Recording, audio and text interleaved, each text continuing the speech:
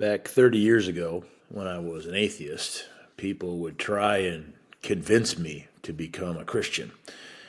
They'd always tell me about what's in it for me if I was able to pull it off, become a Christian. Mostly what was in it for me was getting into heaven, getting someplace good when I was dead. Evidently, my options were heaven or hell, and so I wanted to make sure I was going to heaven.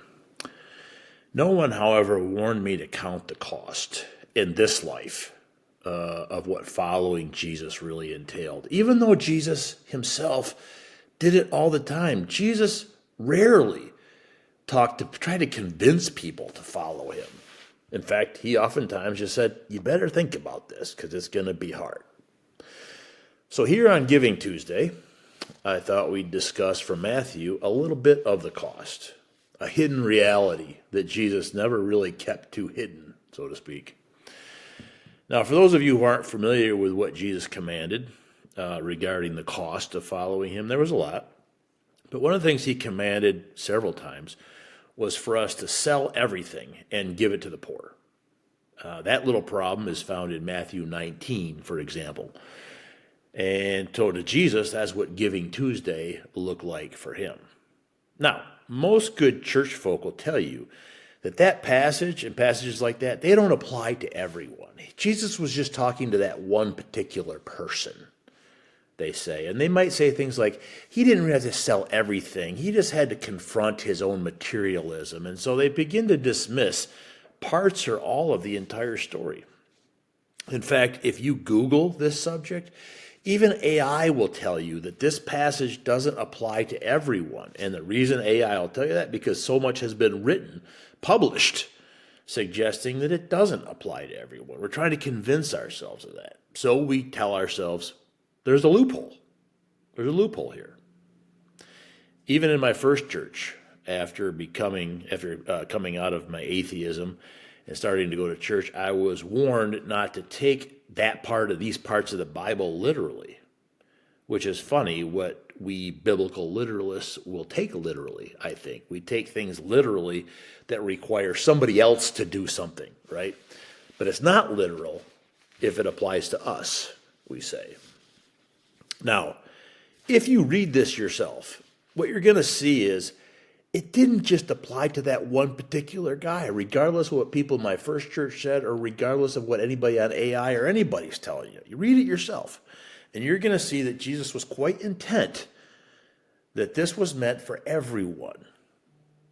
After the guy walked away pretty depressed because he was rich, Jesus turned and he talked to everybody.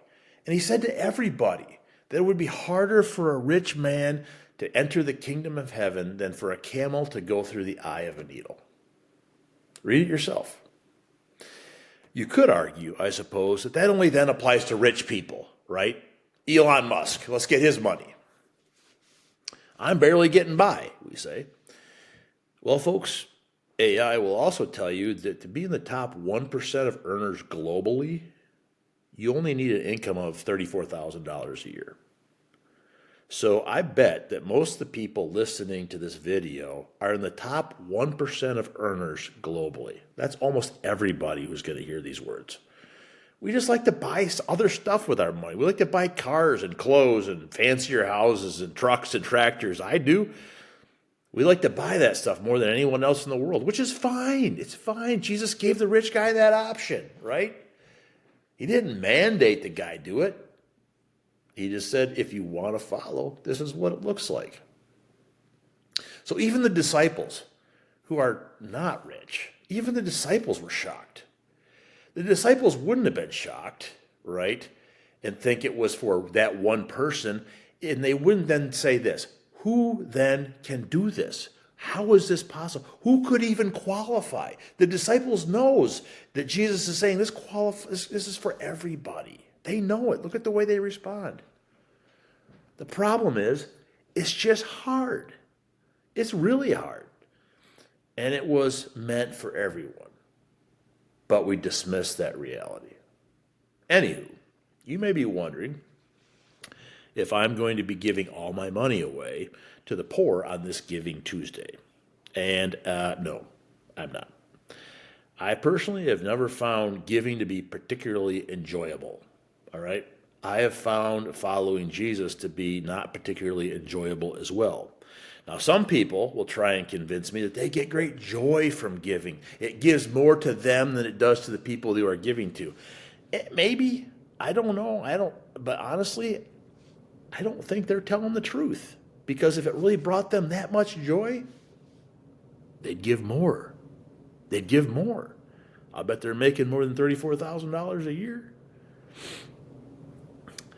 So you could rightfully then accuse me of not actually being a follower of Jesus in that case.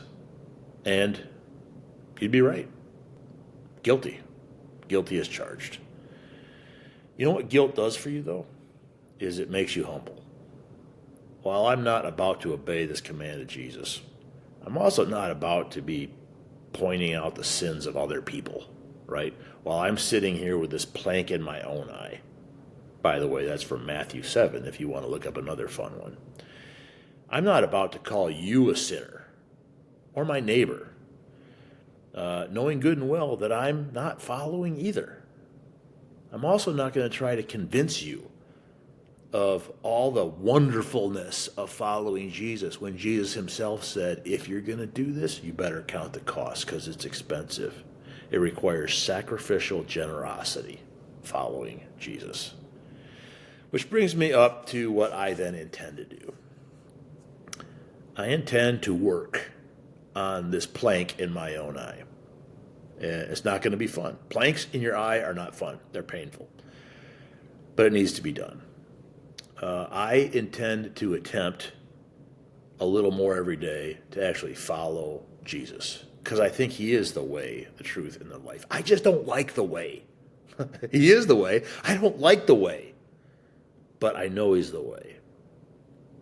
And while we await here for Elon Musk and Bill Gates to save us with their tremendous wealth, the only thing that can save us is doing battle with our own need for self-preservation by being self-sacrificial.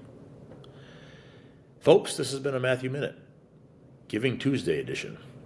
If you'd like to hear more, please subscribe.